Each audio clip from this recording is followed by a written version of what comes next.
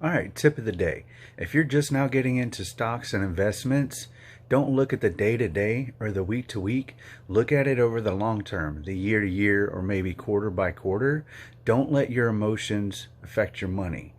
Don't buy into fear. Don't buy into hype.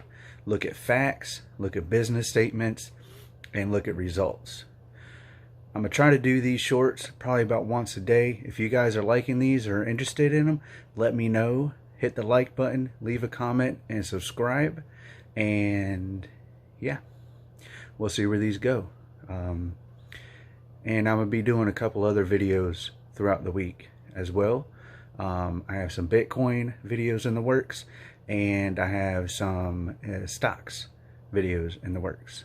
All right, like I said, hit the like button, make sure you subscribe, and enjoy the content coming up.